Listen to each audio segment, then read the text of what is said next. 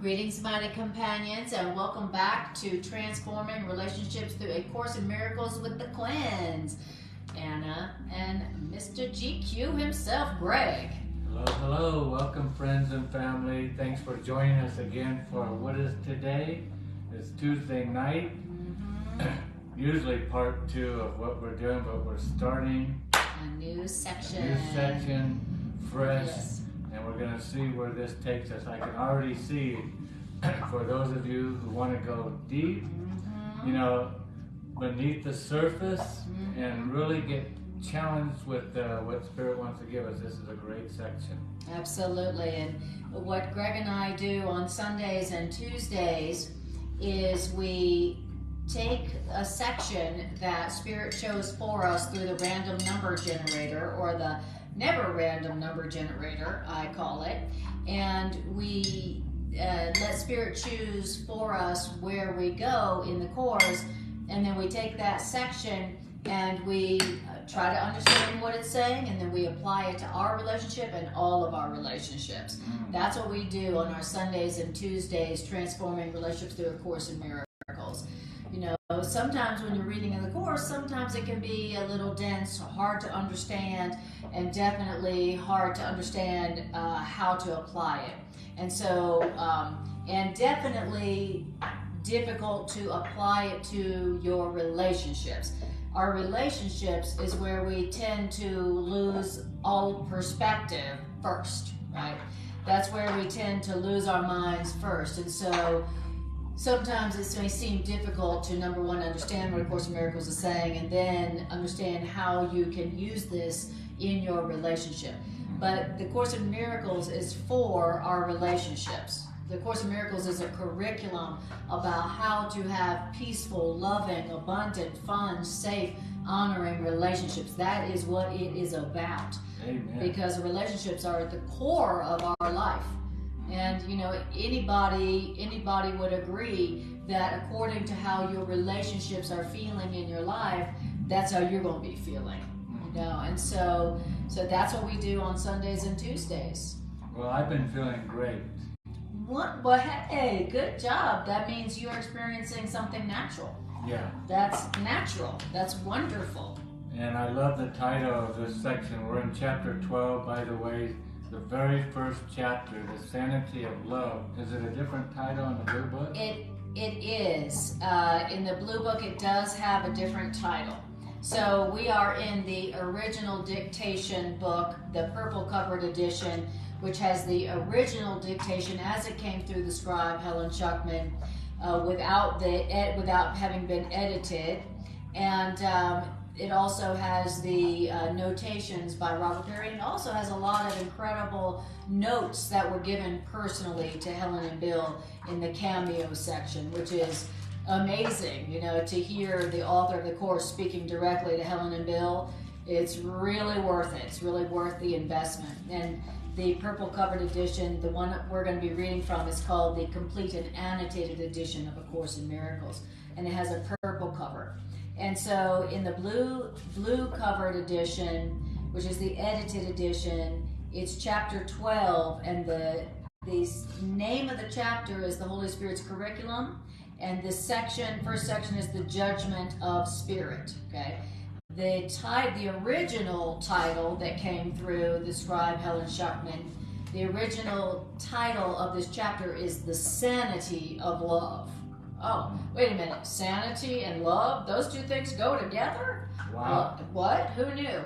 And so it's like the sanity of love. Yeah, okay. Because normally I'm most insane when it comes to matters of love. Okay. So this is saying that love really is sane, and we're going to hear about the sanity of real love, you know. And we're also going to hear, I can see why they retitled it. The title of chapter 1 in the annotated from the original dictation is the Interpreting the Motives of Others. Yes. And we're going to hear a lot about that in this section, but we're also going to hear a lot about this title that when they edited the book, the title that was put in is The Judgment of the Holy Spirit, and that's going to make a lot of sense also going to fit nicely hand in hand with what already did come through in the original title, how the Holy Spirit judges and interpreting the motives of others. This is so vitally important, crucial, because what I think in part what we're going to get out of this tonight or this evening is, or whenever you're listening, is the Course is teaching us literally that everything we're doing is wrong. And it's not just really that it's wrong.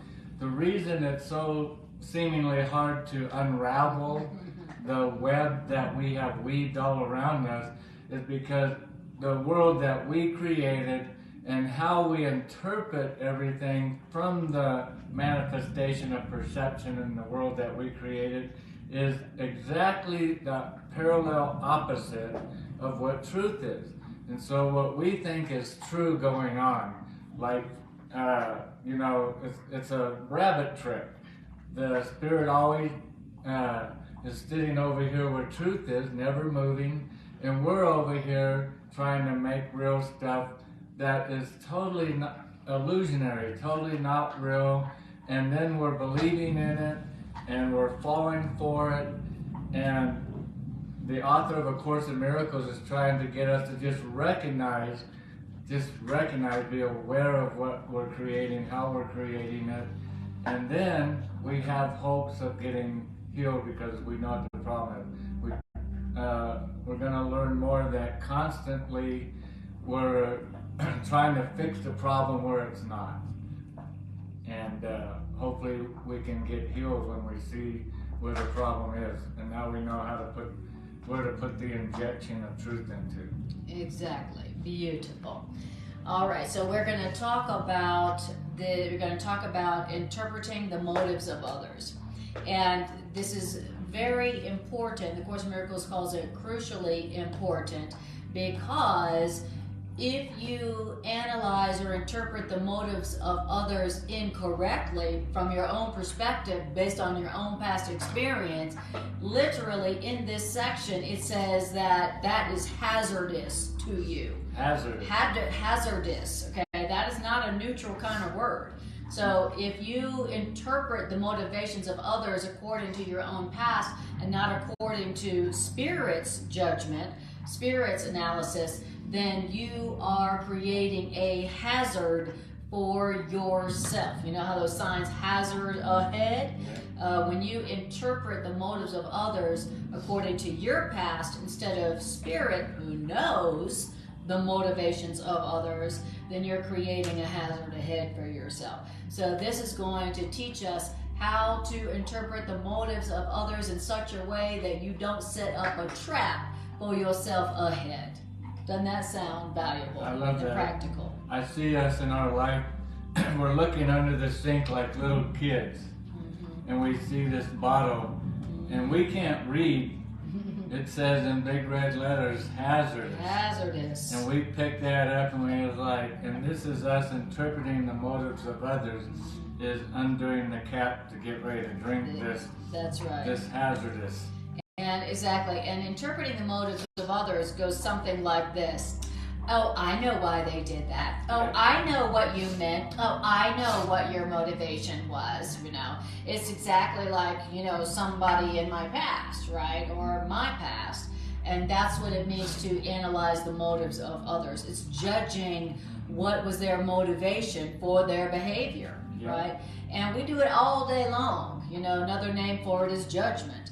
But this is going to teach us how to analyze and interpret the motivations of others in a correct and accurate way that doesn't set up a hazardous trap for us in the future. Because if you decide you know what their motivation was and you're wrong, then your reactions, your response to that situation is going to be completely inappropriate, right? Which is what? It's going to be hazardous to your peace. If you're responding to a situation wrongly, inappropriately, thinking you know what's going on when you don't, then literally you are setting up a trap for yourself and for them.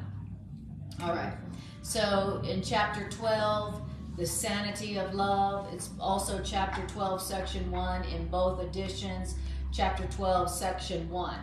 Interpreting the motives of others. You have been told not to make error real.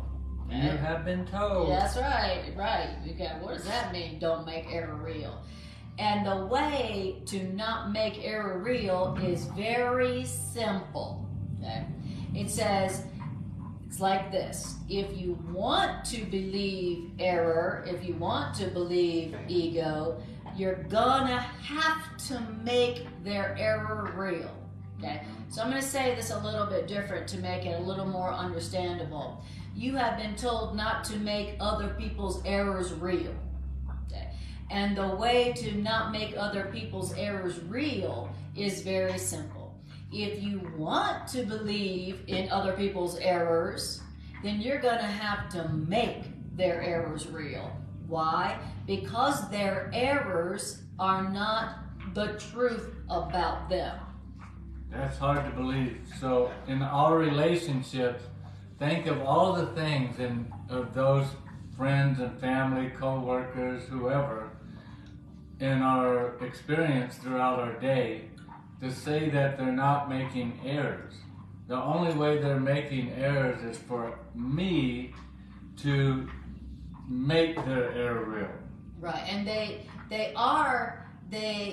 we have to make it real. The truth about them, that error is not the truth about them. Okay? Right. There's the truth about them, and then there's their error. Just like us. Here's our truth, and then here's our mistaken, our false perceptions about ourselves. Here's their truth, and here's their false perceptions about themselves that they learned from the past. Okay?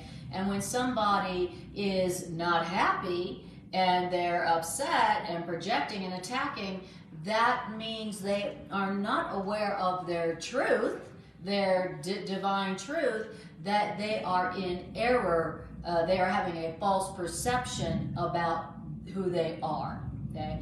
And so here's their truth as an innocent child of God, and here's their error that they are making because they don't know they are an innocent child of God. Okay? And we're being told and taught how not to make their error who they are. We're being taught how to not see their error as who they are. We're being taught how to make a distinction between who they are as created by love and their error, their self-concept that they learned about themselves in the past that's not true. Okay? That's what we're being taught how to do. Not make their error real. Don't confuse them with their error. Okay? That's what we're being taught to do. Now, if you want to believe that their error is their truth, then you're going to have to make that true, because their error about themselves is not their truth.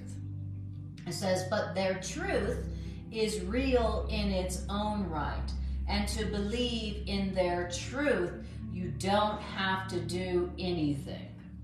Okay, great. So we're being taught how to see them as not their error. That's how you don't make their error real. You separate the dreamer from their dream. Okay? Now it says, so here's how you do it. Understand. This is a directive. This is an instruction. Understand something. Understand that you do not respond. You do not respond to stimuli directly, but you respond to stimuli as you interpret them. So I'm going to say that the way they say it in the Blue Book. You do not respond to anything directly. You only respond to your interpretation of anything. Right. Okay. And that's why the error is not real, because we're responding to what we're trying to make out of what they're doing. Yes, our interpretation. We don't respond to stimuli.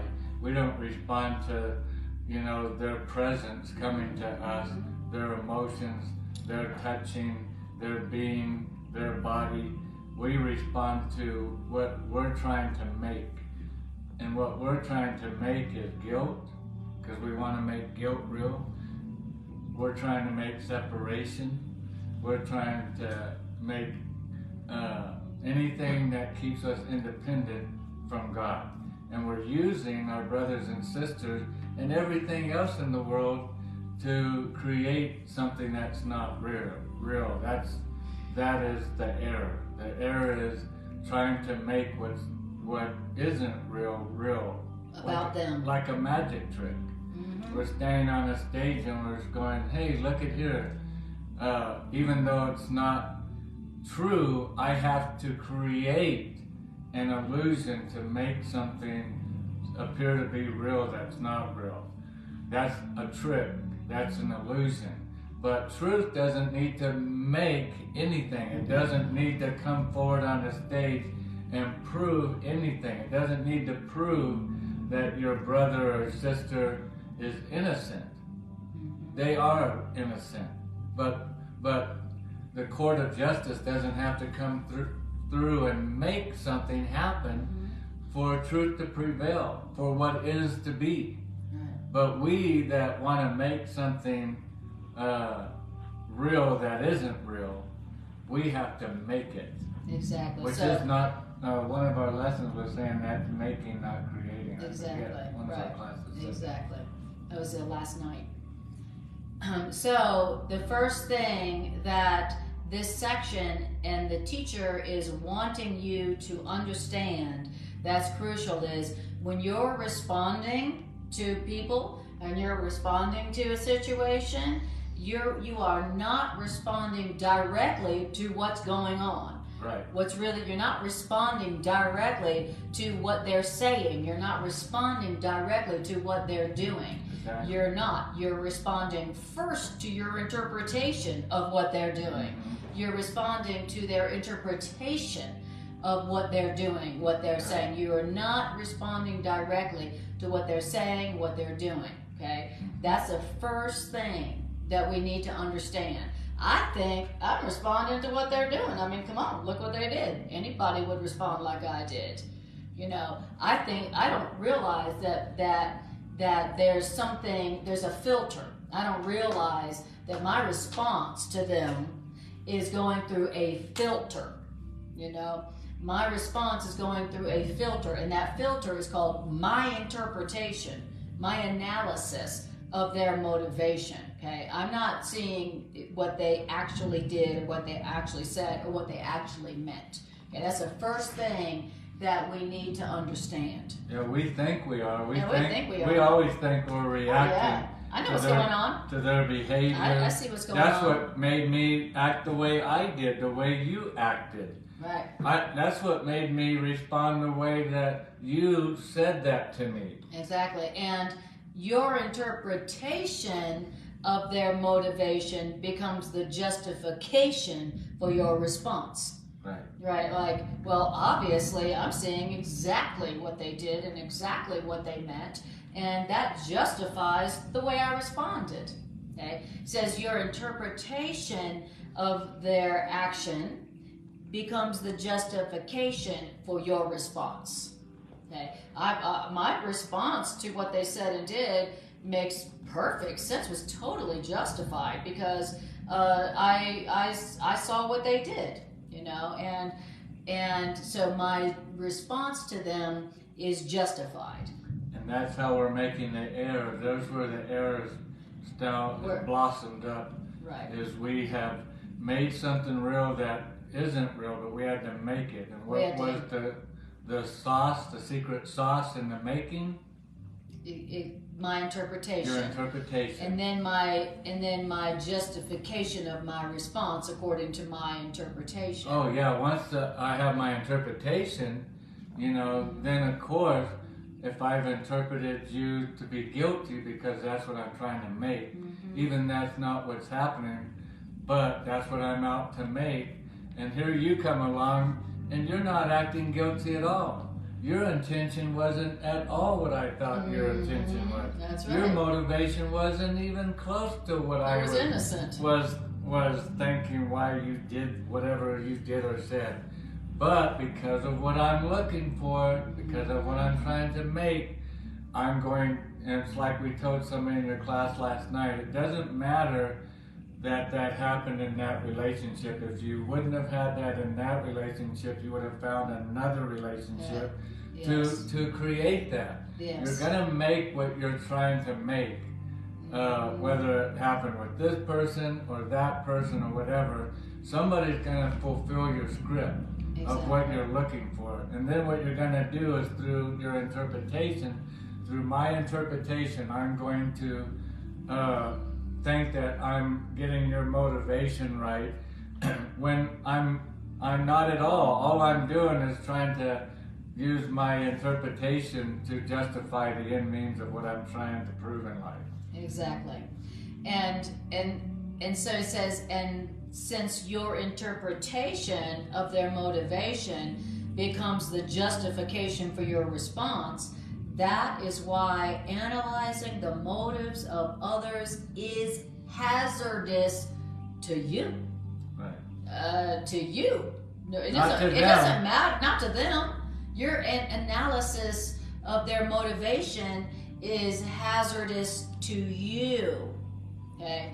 Your interpretation of their motivation. Now, Spirit's interpretation of their motivation is not hazardous. Spirit's motivation, love's interpretation of their motivation, is a blessing of peace for everyone involved. Mm-hmm. But your interpretations of their motivations are hazardous to you. To you. And you is underlined. Okay? And why is it that analyzing the motives of others is hazardous to you? It's because if you interpret that someone is really trying to attack you or desert you or enslave you, guess what? You're going to respond as if they had actually attacked you, deserted you, or enslaved you. Why? Because you made that error, your interpretation of their error, real to you. So if you interpret, if you analyze the motives of others that they are really, really trying to attack you, desert you, or enslave you, you're going to respond as if they had actually done so. You know, in other words, you're going to analyze their error, make it real, which means you're going to give their error power. The error that you interpreted, right? The error that you projected onto them. Mm-hmm. And it says, and having done this, you will overlook the truth about what's really going on, about what their real motivation was, about what's really happening here. When you misinterpret what's really going on and you respond inappropriately to what's really going on, you're creating a hazard for yourself. Okay? And what is the interpretation that we often do that's wrong? Our most common interpretation of other people's motivations is we go, you're attacking me. You're trying to hurt me. You're trying to enslave me. You're going to desert me. You're going to desert me, you're attacking me, and you're going to imprison me. You're going to enslave me. That's an example of us analyzing the motives of somebody else inappropriately. And if you really think someone's trying to desert you, enslave you, or attack you, how are you going to respond to them? And all of these descriptions fit so beautifully in our relationship.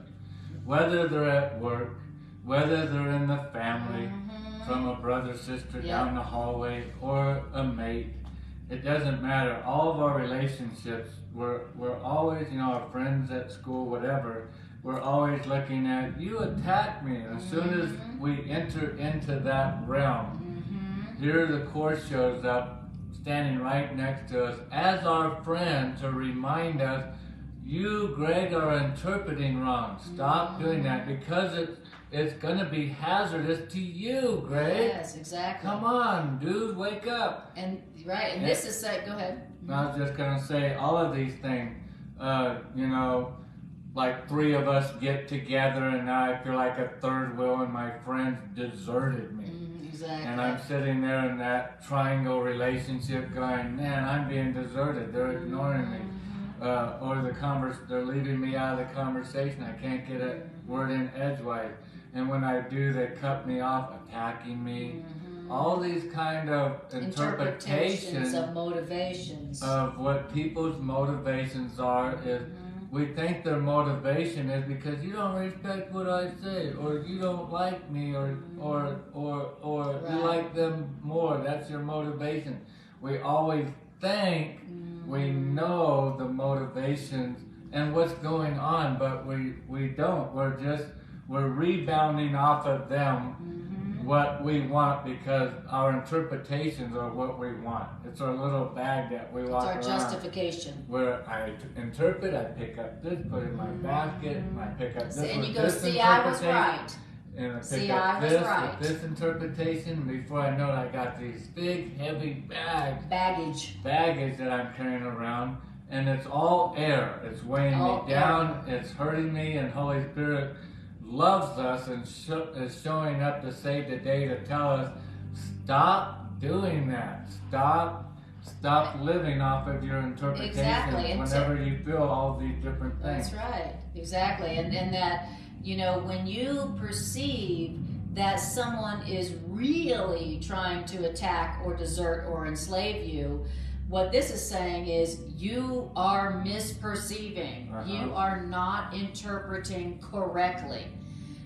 But since you want to attack because you think it gives you power and strength, you're going to use your misinterpretation as the justification to attack, which is what you want to do because you think that makes you safe and strong. What we just heard in one of our other lessons. Exactly.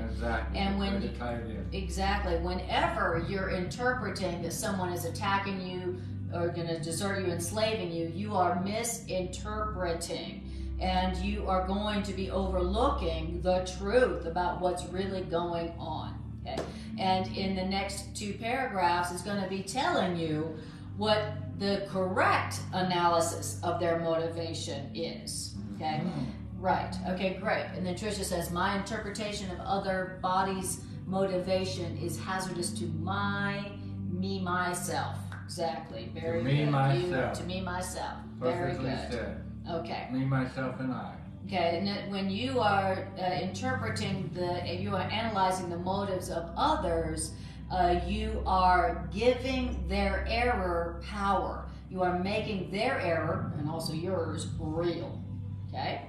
Now, then in paragraph 2, it says, the analysis of ego motivation is very complicated, very obscuring, and never is underlined, without the risk of your own ego involvement.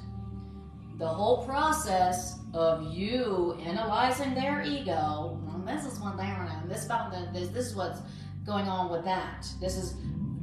Every time you are analyzing their ego motivation, it says the whole process represents a clear-cut attempt to demonstrate your own ability to understand what you perceive. I know what's going on. I know what's happening here. I know what you meant by that. I see what's happening here. I know why you did that. I know what's going on. I'm going to demonstrate that I understand what's going on. See, you think I'm smart. Stupid? Exactly. You think I'm stupid? I know what you did. I know why you did that. You think I'm stupid? Do I look stupid? You think I'm blind? Do I look blind to you? Yes. And it says, and the fact that your analysis of their ego motivation is a clear-cut attempt for you to demonstrate that your ability to understand what you see, that is demonstrated by the fact that you react to your interpretations as if they were correct. And then you control your reactions behaviorally, but not emotionally. Now, okay, so what it's saying here is that it's demonstrated obviously, clearly, that you're trying to understand, you're trying to demonstrate that you know, that you understand what you're seeing. How is that demonstrated? Obviously, because you react to your own interpretations as if they were correct. You don't even question your interpretation. You do your interpretation, and then you never go, I wonder if my interpretation was accurate. I wonder if they were really trying to desert attack or enslave me. Yeah, we don't. I wonder if we that don't say it we to never them. question our Our interpretation. bodily behavior Right. reaction is, oh, well, thank you for sharing that with us. And inside our mind, we're going, they deliberately took those peas off my plate. They knew I was To hurt me. To hurt me. How rude. And so we know that we're analyzing the motives of others to demonstrate that we understand what we're seeing, because we never question our interpretation. You know, we make our interpretation, our analysis of their motivation, and then we never stop to say, now, I wonder if that's what their motivation was, or, you know, maybe they're having a bad day, or maybe they were talking about somebody else. Maybe it's not what I'm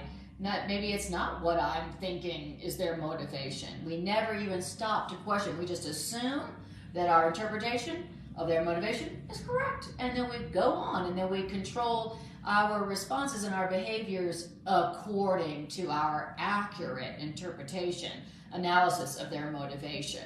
Okay, and so we act just like our analysis of their motivation was accurate. Okay, we never even stop to go, I wonder if that was their motivation. Now, it says, this is quite evidently a mental split in which you have attacked the integrity of your mind, which means pitted one level within your mind against another level of your mind, where you are controlling your reactions behaviorally, but not emotionally. Okay, that's how we split our mind and pit one level within our mind against another. We get our physical body to respond in our words and our mouth and our eyes. One way. And our gesturing one way, but emotionally, right, where all the power is. Yeah. Where all of that, In as the mind. Abraham Hicks calls it, that vortex where we're going to spin around to ask the universe for what we want. It isn't coming from our body. No. It's not coming from our smile and a little handshake gesture. You have a good day. Exactly. You little twerp. And so It's coming from our thoughts. Exactly. From our mind. And if I have interpreted, if I've analyzed their motivation to be that they're really trying to attack, desert, or enslave me, then I will control my behavior. I'll be like, oh, that's nice. But emotionally, I got a whole nother thing going on within me. A lot of anger and hatred and plotting and scheming. Right. It's like that old. I control my behavior. It's like that old Saturday Night Live skit. You might go to do it better than me. Well, Isn't that special? isn't that special? Exactly. Exactly. And this is all of what happened. This is what's happening when we are analyzing the motives of others. Okay, and coming up with the analysis that they are really trying to attack, desert, or enslave us. Right. Okay, but now we're going to hear about what's really going on relative to their motivation. Wouldn't it be hilarious if when we ran into each other all throughout the day, we could actually hear out loud what everybody else really thinks? You're an idiot. You tried to cut me off with your shopping cart. And you're like, I didn't even see you. I didn't even know. I didn't even see you. Can you believe they thought that about me? And then you come around the corner and somebody else is like, you know, just constant. Yes. You would hear it out loud constant.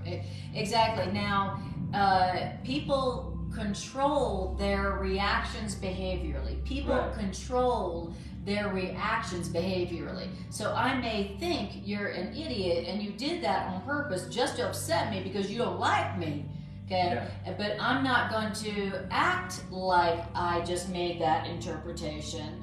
I'm going to act like, hello, have a nice day. Wonderful, that's great. But inside, like you said, is a churning, burning grievance. Right. Okay, which is what?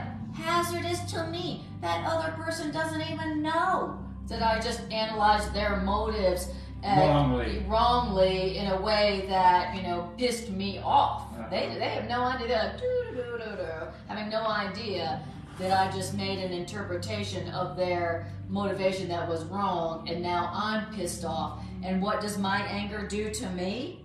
You know, my anger does not hurt that other person. That my anger, which came from my misinterpretation of their motivation, now is hazardous to me emotionally.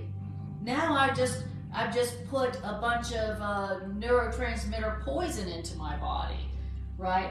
And all because I analyzed their motivations incorrectly. Dang, that's like, you know, I'm like, basically I'm just using them to attack myself. Right. And they have no idea what's going on. You know, my ego tells me that my anger at them is hurting them. See, that'll teach you. And well, they don't even know that I'm angry. They don't even know about my misinterpretation of their motivation. Why? Because I have controlled my reaction behaviorally. So they don't even know. All they heard was, hi, how's it going? Wonderful, fine. That's all they see. And we're being told that gives us a what? A split mind. This is quite evidently a mental split in which you attack the integrity of your mind and pitted one level against another. Within your mind. Within your mind. Because part of my mind is going, I'm being loving, they're being an idiot. Right. And it pitted against itself because I don't recognize they're being loving and I'm being loving. That they're calling for love, or they're calling for love, and you're calling for love. Or this is a call for love, and how would I, if I see it correctly, not that they're being rude, not that they're, you know, some evil idiot, but they're screaming and calling for love, or they're reflecting love. Exactly. That's all that can be going on here. Exactly. And so there's only one appropriate response all the time. Exactly. And we're the ones that banging into the wrong shopping carts when we are seeing them as, you know, any of the attributes trying to attack us, desert us, or enslave us. Right. That's a perfect categorization of our how our ego interprets the motivations of others. Yep. It's pretty much covers the basis there. It really does. Your ego always goes, they're trying to attack me, enslave me, or desert me. And that's all the ego comes up with. The ego never analyzes their motives to go, oh, they're only love, or they're calling for love. Okay, the ego always comes up with a negative analysis of their motivation. Okay, and so now in paragraph 3, we're going to hear about, well, what is the only correct analysis of other people's motivations? Okay, all right. There is only one interpretation of all motivation that makes any sense. And because it is Spirit's judgment of their motivation, this analysis of other people's motivation requires no effort at all on our part. Okay, I don't have to be like, what is the analysis? Why did they do that? Well, why did they do that? You know? Yeah, well, if that's not what they meant, then what did they mean? Right, exactly. And that's where, you know, we can just let go of it from the beginning. We don't have to make any effort to even analyze why they said what they did. Why they did what they did. What they meant. And look how many days that we hang on to bitterness and anger and upset in our relationship, because we're so certain we know what the motivation of the other one was. Why they did what they did. I don't care what you tell me, Anna. I know why you did what you did, girl. Don't you think? Do you think I'm stupid? Come on, do I look stupid to you?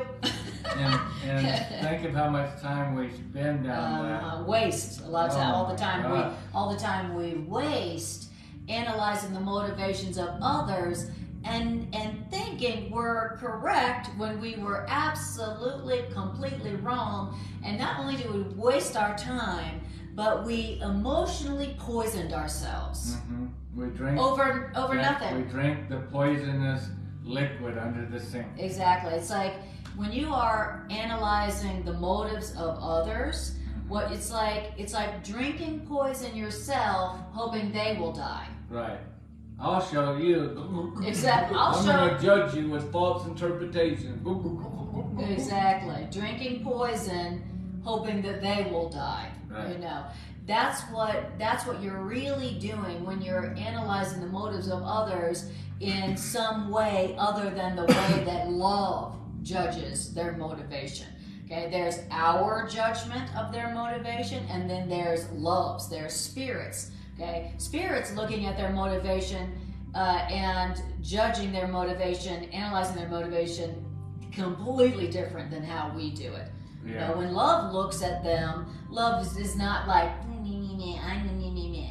love is interpreting their motivation exactly different than us. It's probably why we wait so long, so often to give our interpretations to the story, to Spirit, because there's a part of us that knows that Spirit's not going to agree with it. Exactly. We don't want to go to the one that's not going to agree that they're an absolute idiot. Because we are addicted to demonstrating our own ability to understand what we perceive.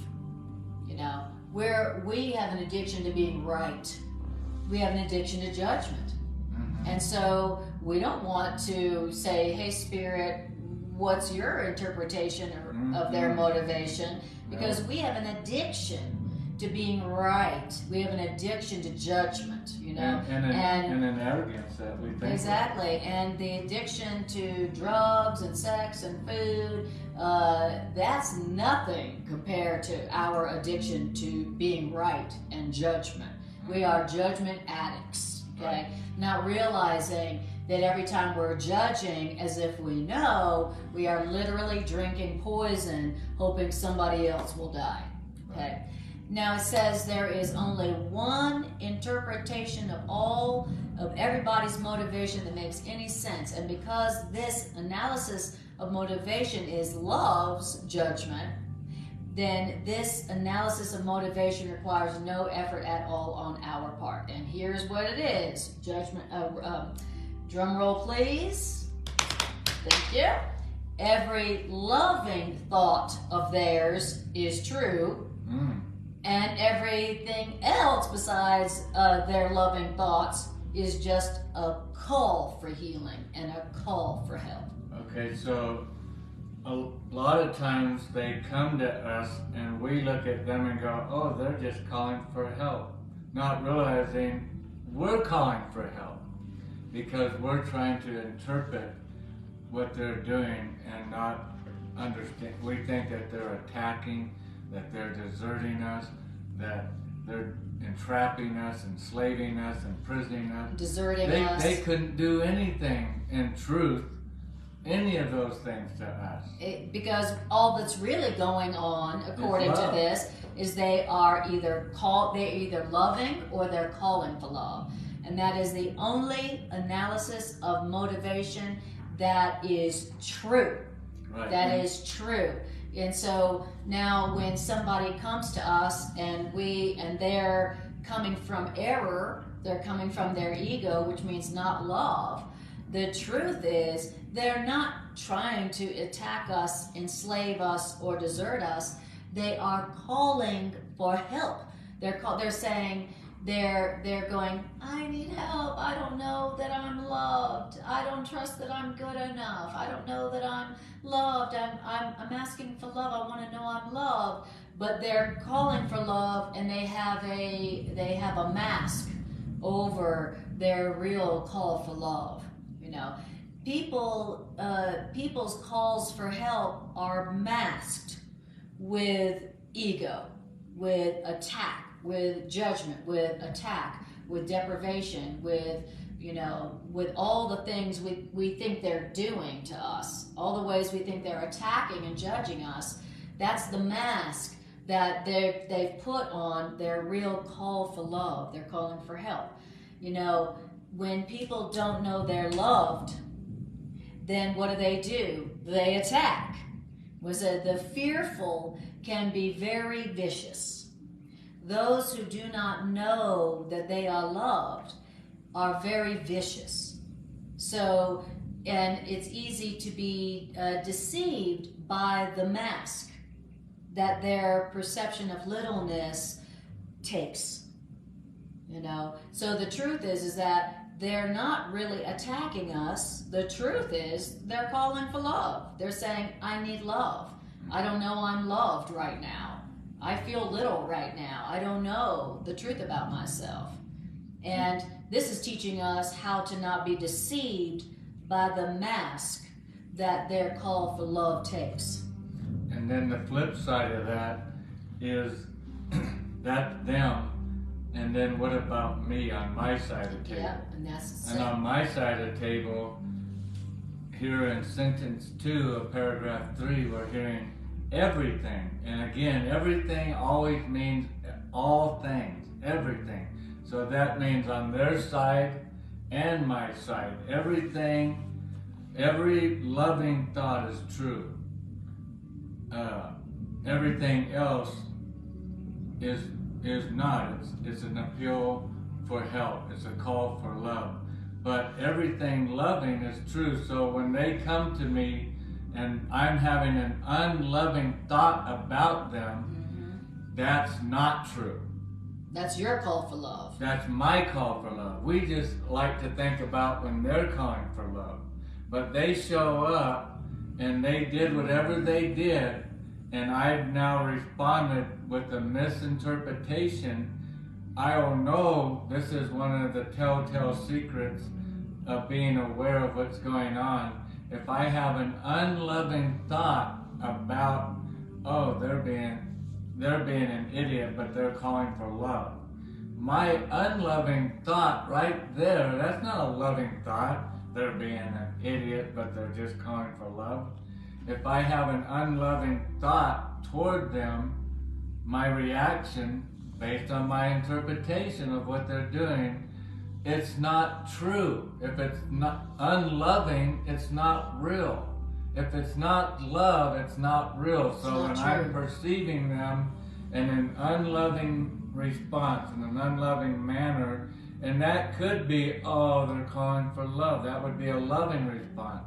If that's my reaction. If it's, if that's your interpretation. Oh, they're attacking me, but I'm going to use my Course in Miracles, remedies to get through this, to protect myself, and to help them. Those aren't loving thoughts because you can't be attacked. That would not be a loving thought. So the pendulum can swing both ways. Who's calling for love? And it all comes down to, is it a loving thought? Is it a loving act? And if it isn't, I can just ignore it because it's not true. Why would I need to give energy to what isn't true? And that's what the beginning was trying to tell us, is we're giving what's not true power. Oh, they're attacking me, but they're just calling for love, but they're attacking me. No, they're not attacking you. They're calling for love. They're calling for love. Our perception that they are really trying to attack, desert, or enslave us is our false, inaccurate analysis of their motivation. Okay? So Irene says, question, do we have to respond to every call for love? No. The Course in Miracles is saying the only response you're being called upon to make is an accurate interpretation. So no action is being called forth. It's just, please analyze their motivation according to Spirit's judgment, not yours. Thank you. That's the only response that and that's a mental thing. Right. That's a mental thing. Now, if Spirit wants you to do anything in form, Spirit will let you know. Right. Okay? But, we're being taught how to analyze the motives, the motivations of others in an accurate way that doesn't hurt you. Okay? Now, what it goes on to say in the next part of the section is, as you correctly interpret the motivation of others according to Spirit's interpretation, eventually you will realize that when you are having something besides a loving thought, that you are calling for love. So, but you won't be able to do that for yourself until you are doing that for others, okay?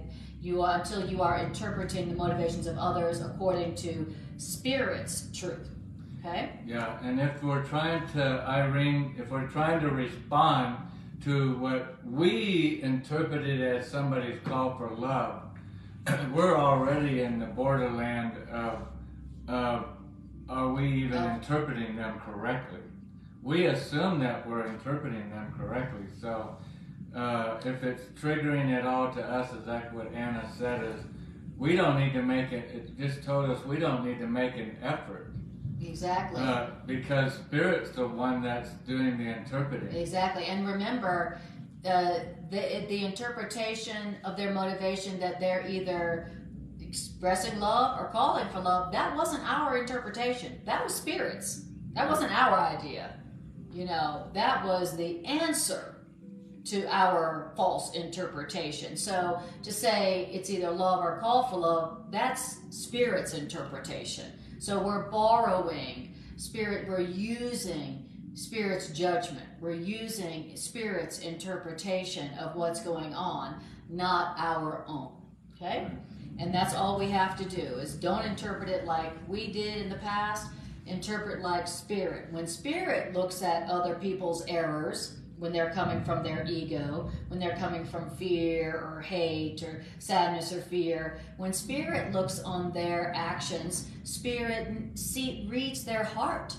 Spirit is judging people's heart. We're judging people's behavior. Right. That's what we do. We're like, I saw what you did, and I know what that means. Spirit looks at people's heart, and Spirit goes, oh, they're afraid.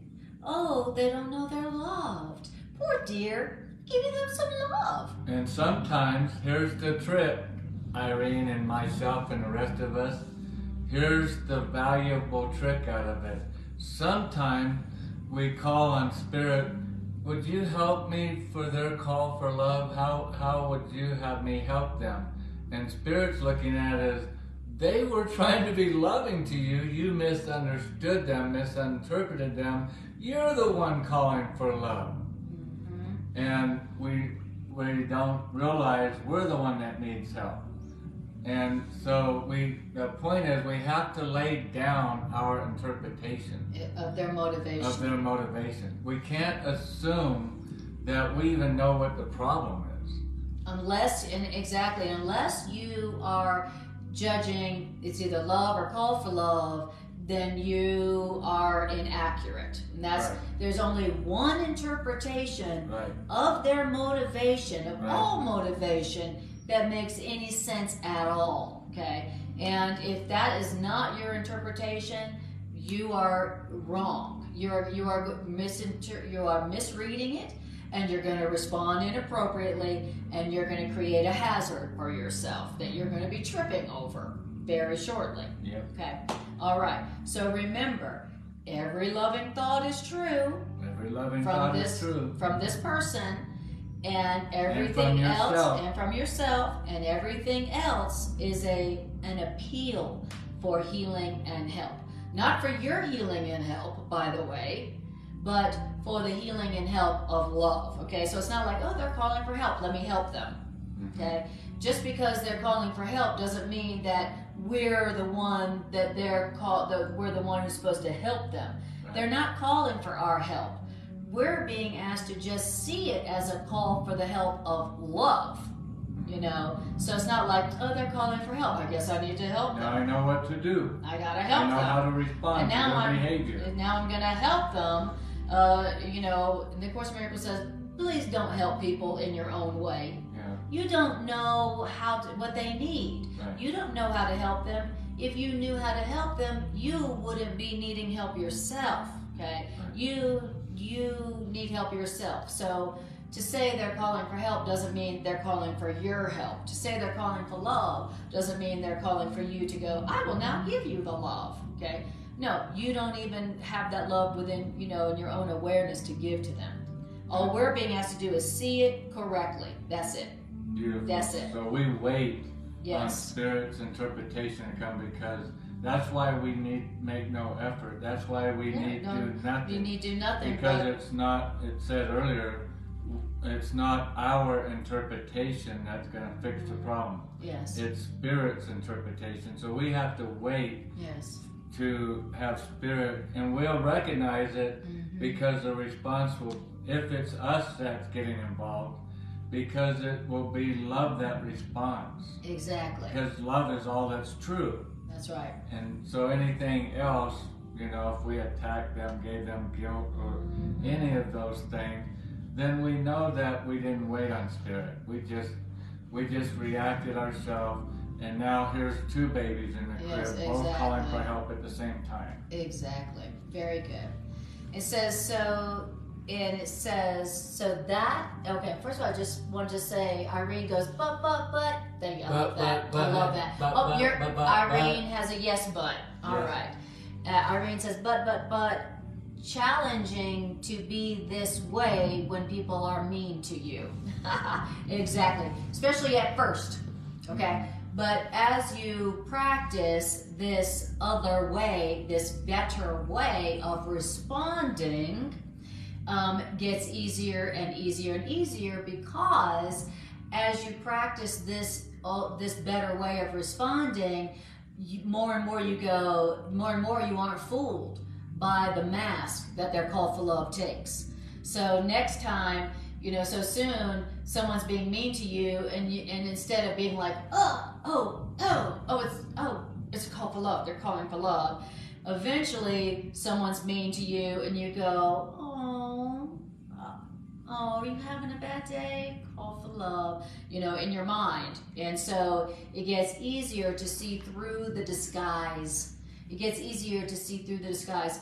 You did a great analogy a few weeks ago where Greg was talking about like going to a pound, you know, the dog pound. And you're like, oh, I'm gonna get a new dog. And then here's a dog in the pound who had been abused. And, you know, and so you go to, you know, give love to the dog, and the dog snarls at you. But it's easy in that situation to realize, oh, you poor dear, you've been hurt. And to not take their snarl as an attack.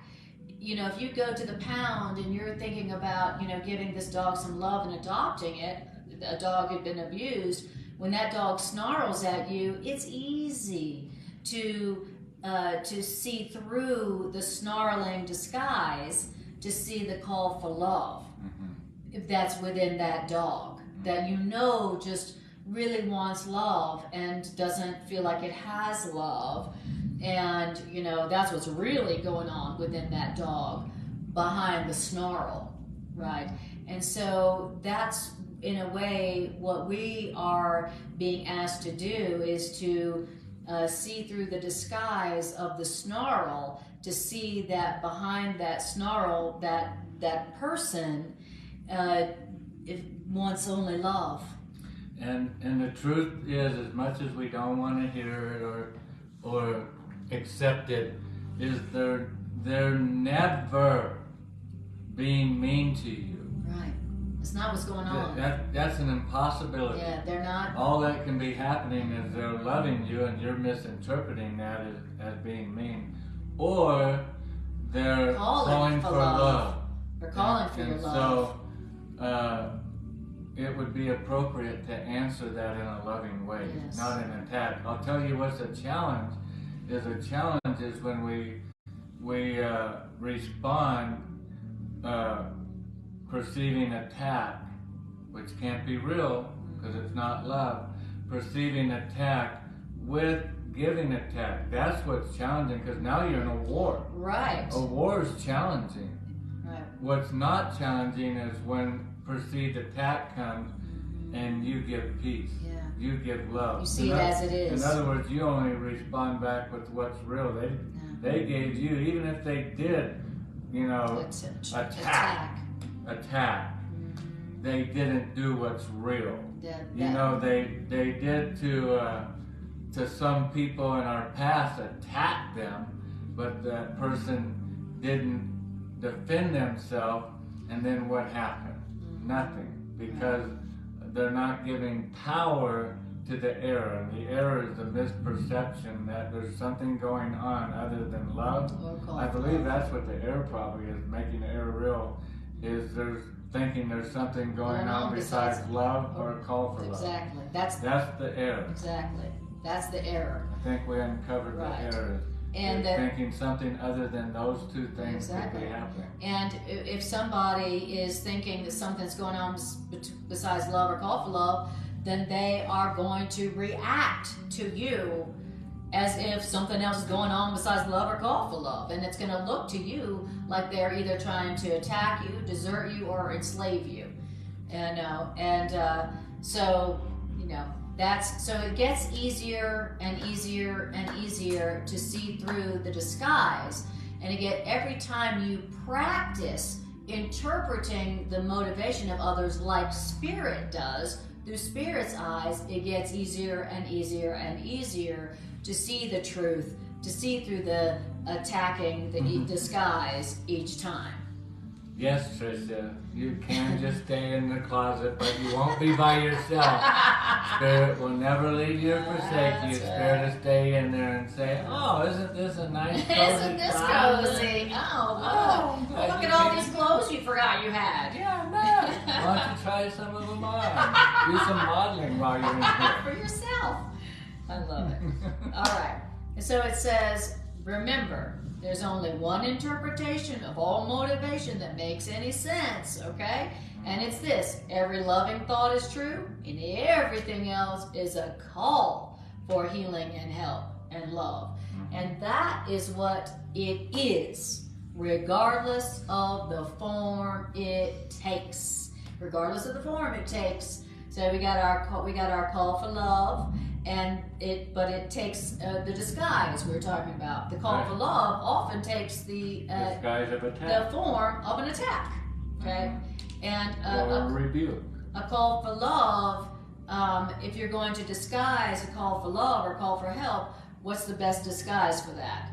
An attack. Yeah. I'm attacking you. You're an idiot. All right. Now, can anyone be justified in responding with anger to a plea for help? No way. No way.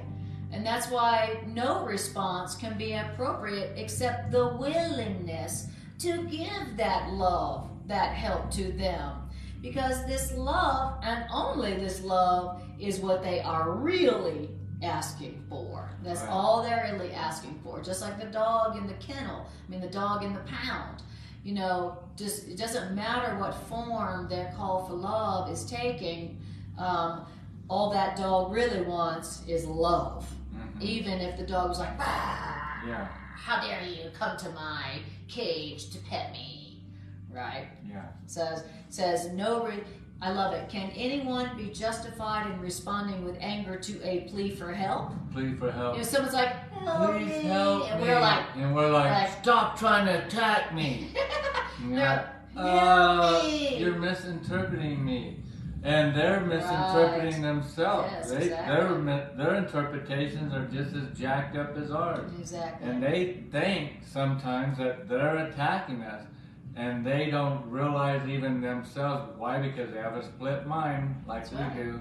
That's right. And they don't even realize that they're pleading, they're begging for the Savior to come along and help them. Please help me. Exactly. And we're constantly deciding whether people are deserving of our love. Exactly. Well, let me assess what's going on here to see if I should respond with love or hate or attack or bitterness or anger. And instead of realizing the only response can be love, and I'm not going to respond appropriately unless I ask for Spirit's interpretation, because mine are always going to be wrong. Yeah. We really got to get that. I need to get that. Yeah, exactly. I do. I was playing poker there at the table, and this guy, he slammed the table, he threw a few chips around, he said a nice special couple words to this guy up there at the table, went up, got some racks, came back, started racking his stack up, and I said, if that guy's leaving the table, can I have his seat? And he looked across at me, and he slammed his rack back down the table and sat down and goes, I'm not going to be leaving for quite some time. And he goes, in fact, if you get in a hand, I'm going to take those chips from you. And did you see that as a call for love? And at first, I saw that as an attack, believe it or not. Like, he's picking on me. He's attacking He's me. Singling me out at the table. Like, what did I do? I just asked for his seat, and he interpreted it as I was edging him, like, goodbye. Yeah. That's not at all. I didn't know this guy. I just really wanted his seat because I was in the middle of the table and it's hard to see your cars with people right inside, and he's at the end next to the dealer, so it's a lot easier and more comfortable to lift your car. Okay. But he was reading it differently. Yeah. That's why he sat back down, and now he's going to show me a thing or two. Right. And so I perceived it as attack, and I really did. I said to myself, after, I don't know how much time, a little bit of time went by, I said to myself, Spirit, let me be loving to this guy. I didn't know why he was upset, but it was obvious. The way he talked to the other guy at the table, maybe he's been having a bad day or whatever. Maybe something's going on at home. You never know. Who knows? Maybe. Right. But I asked Spirit, and the end of this story is literally the guy bought me a drink. Wow. He came over, put his arm around me at the end of our play session, and he says, I really enjoyed playing poker with you. You made me laugh and have a good time, and that's actually what I did come up here for. Beautiful. And That's beautiful. it was nothing on my part, no effort on my part, other than asking Spirit to help me to behave correctly, because I know that I often don't behave correctly. You often don't offer love. Yeah, but I'm trying, like you guys, to be better at it. Yes. That doesn't require any effort on my part. It does require me to remember to say, Spirit, because I recognize I want to attack that guy back. I got some things I could say back to him that would be pretty funny and make him look silly in front of everybody. But instead, you saw it, you interpreted his motivation as a call for love. And notice, it's a perfect example. All you did was ask for help to see it correctly, called for love. And then what happened? You ended up being friends. He bought you your drink, and and he ends up being happy. Right, and me, exactly. if we would have been at war, there's the challenge. If I would have said some, choice things back to him, then there would have been the challenge. Because now we are at war. Now it's obvious to both of us that we don't want to give love to each other. We're both the two babies in the crib calling for mommy and daddy. We're both whining and screaming together now.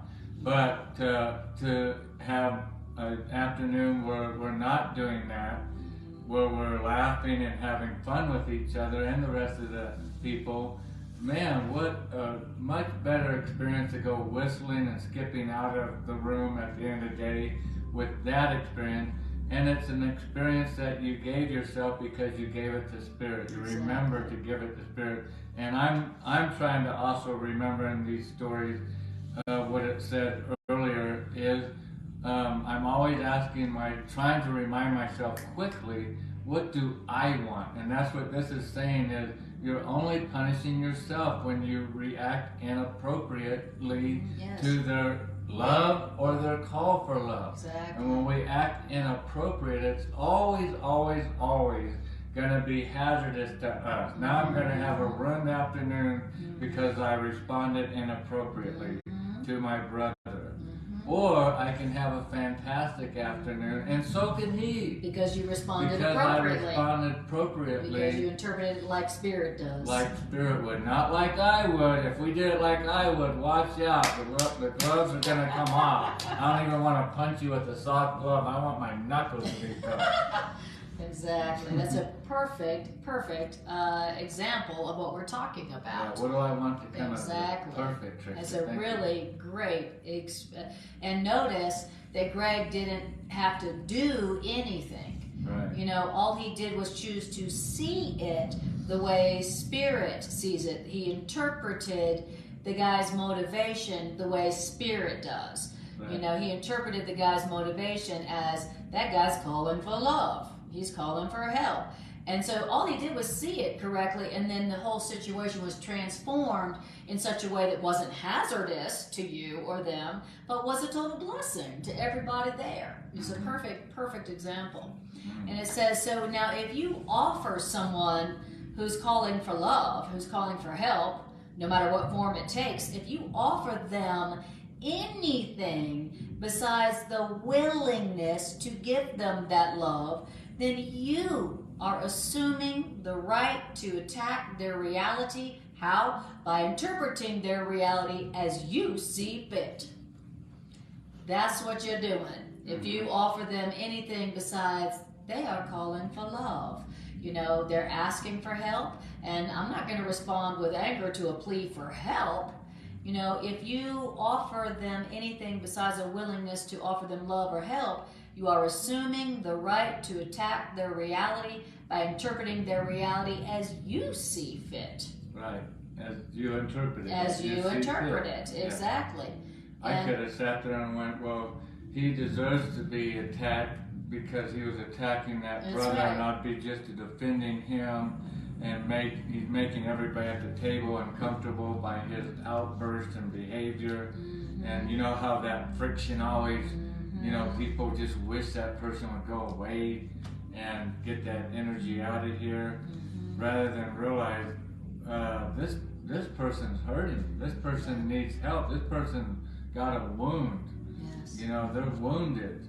Would you get out? You know, I had an unfortunate thing where I hit a deer with my truck the other day. Oh my gosh. And I love deer. I love nature. I love animals. And this deer just came flying over a railing right in front of my truck, flying down the street, but it did like Bambi on the ice, but except it was concrete. Except it was concrete. Okay. And then it got up but slowly walked away. Thank God. And what we do in life is that deer is calling for love. Yeah, calling for help. And what we do is we jump out of our truck and then we run over and we put in headlock. Stupid deer, how come you hit my truck? Why did you attack my truck?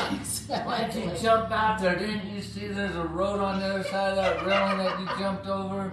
Exactly. What, you stupid? Stupid? Look what you did to my pretty truck. Yes, that's what we do. That's what we do. There are people around us calling for help, and we attack them. By our interpretation. You know, we misinterpret their call for help as an attack, you know, and then we attack them, and that's a completely inappropriate response that then sets up a hazard for us and for everybody around, okay? And it says, now... And luckily the deer walked and, oh my gosh. And I loved it what you said. I loved what you said to the deer. Instead of going, why'd you hit my truck, you dumb deer? You said, it's okay, you're safe. Yeah, I got out and sat next to the road next to it, and it just stood there and just tried to, I just kept saying to Spirit, what would you have me say to this deer? What can I say to make it feel safe again, and not be panicking and breathing so hard and be afraid? What can I do? And I just felt good to just talk gently, lovingly. Answering the call for love, for help. The best we can do. Yes. Trisha, go back in that closet. Yeah, go back in your closet. oh, wait a minute. That was a call for love. Yeah. That was a call for help. That was Trisha's call for help. Almost forgot. Look at that. See, we're practicing. We're like, it's like the kung fu, you know, of correct interpretation. You know, actually, Trisha was giving me love. So yeah, totally. Okay, you, all right. You saw that correctly. All right. So I'm just going to finish up with paragraph 4, which is really just a recap of everything that we've been talking about. So it says in paragraph 4, perhaps the danger of responding inappropriately, perhaps the danger of this to your own mind is not yet fully apparent. Right, exactly. Maybe that's nice. It says perhaps. That was really nice. Yeah. It's generous. Perhaps. I love when perhaps. talk tonight it's talking to us literally. Yeah, like we're calling for love. You know, when I was a child, for real deal, I was in special ed. And some of this language is, you know, the author is triggering me at the beginning when it says, "We told you many times before." And the way you make the air, the way you make the air real is very simple. Exactly. And Perhaps now it's you like, didn't perhaps see. the danger of this is not fully apparent in your mind. Even though we told you many times before, but that's perhaps, maybe. Okay, so Spirit is so funny. And then Jimmy says, my dad loved poker. He saw the good in people and zapped negative energy with humor. Beautiful. No, that's why you love us. Beautiful. You love that you recognize us, Demi. Beautiful. And Tricia says, I was in special ed too. Then you all get the it. special ed kids say whoop whoop. You get it. It was so funny. I would sit there and yeah, I was a little kid. I was in kindergarten, first grade, third grade, and these people would say that, now Greg. Now we told you before. We told you before many times. Every day. Yes. Yeah, exactly. I know you told me many times. What do you think, I'm stupid? I go home and I tell my mom, man, many times you told me that. And I say to my mom, they must think I'm stupid. They keep telling me that over and over. And your mom says, well, Greg, well, you're not stupid. Stupid is as stupid does. like Forrest Gump's mother says. Yep. All right, so, all right, okay, sorry. paragraph 4. That's all right, it's great. Love or call for love. Okay. And that was love. So perhaps the danger of analyzing the motives of others incorrectly to your own mind is not yet fully apparent, perhaps. But this by no means signifies that it's not perfectly clear. So exactly, just because we didn't get it yet doesn't mean Spirit wasn't perfectly clear. Spirit's like, I was perfectly clear, but you haven't gotten it yet. You know, just because you haven't gotten yet doesn't mean Spirit wasn't perfectly clear. All right. Now, and here's the recap. If you maintain that a call for help is something else besides a call for help, then you're going to react to something else besides a call for help, and your response will be inappropriate to reality as reality is, but of course not to your perception of reality. And this is poor reality testing by definition, which is a psychological term, okay? Now it says there's a really deep statement here. There is nothing to prevent you from recognizing all calls for help as exactly what they are, except your own perceived need to attack. Keep reading, I'll start talking a lot. Okay. And it is only your own perceived need to attack, it's only your own perceived addiction to attack that makes you willing to engage in endless so-called battles with reality.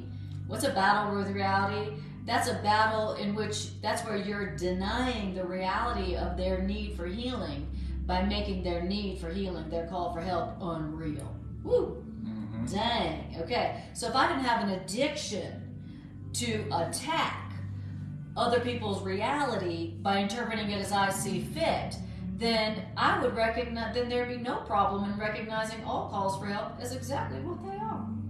Which, you know, there'd be no problem, no difficulty in perceiving reality as it is. It's either love or call for love. That's reality as it is. And it's totally obvious. It's the totally real and obvious thing. And so I should be able to perceive that no problem all the time. But I don't. And why don't I perceive reality as it is? It's either love or call for love all the time. Because I have an imagined addiction to attack. Right. And I have a need to interpret people's reality as I see fit. To demonstrate I know what I'm seeing. So we look out at the world. We look out at our day. And this is why we ourselves personally cannot rely on our own interpretation to respond, because we have we look out and we perceive a great need. We don't see a world that needs love or calling for love. We see a world that needs attack because the world's attacking us. So we perceive a need to attack.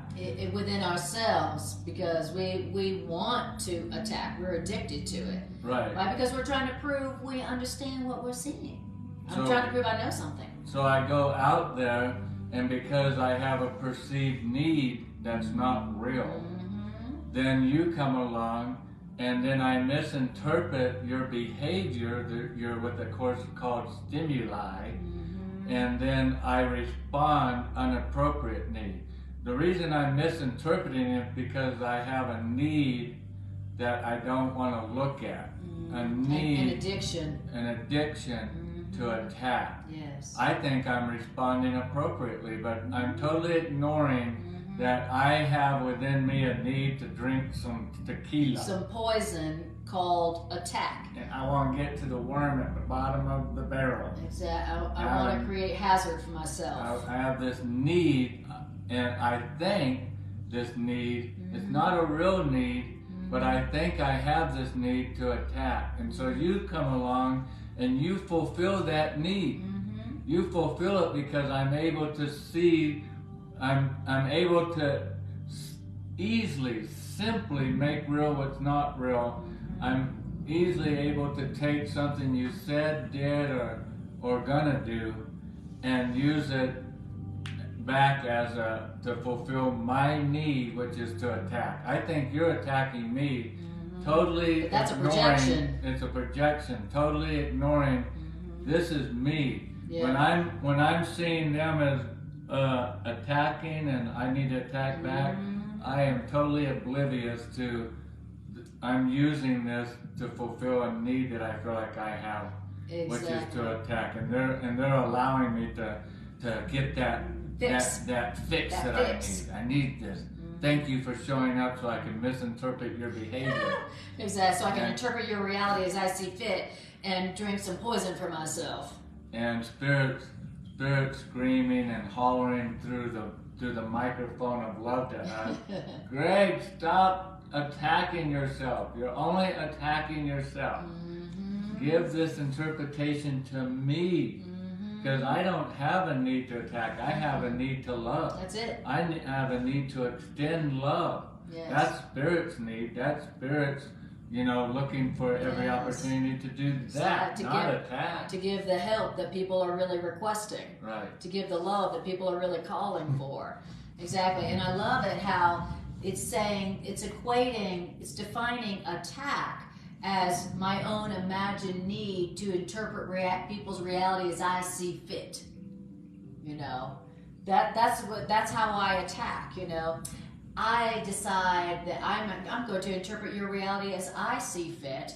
I'm going to interpret your reality according to my needs. I'm going to interpret your reality according to my addiction to attack.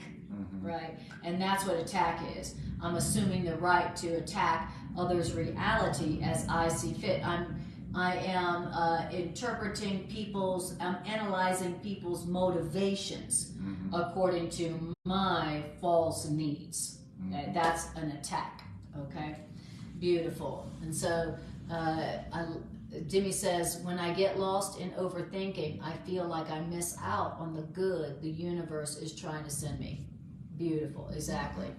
And then Tricia says, the Holy Spirit will replace fear with love and translate errors into truth. You will learn in them. Exactly. Yeah. You guys got it. Beautiful. Wow. You got it. Your perfect encapsulation, both of you. Thank you. Thank you. That's beautiful. Perfect. Okay, so in this next week, let's try as often as possible to, before you analyze somebody's motivation, say to Spirit, help me to analyze their motivation according to you, Spirit, and literally remember, it's either love or call for love or call for love. Remember that before you respond. Before you respond. Yeah. Wait. Yeah. Wait before you respond.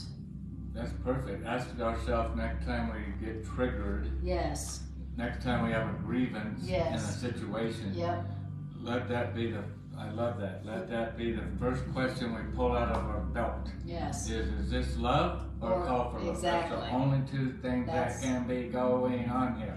Only two things. So either one of them, I can only be responding with love. Yes. That's the only response. That's exactly right. If you see it as a call for love, you're going to be responding appropriately, and you won't be setting up hazards for yourself on your path from there forward.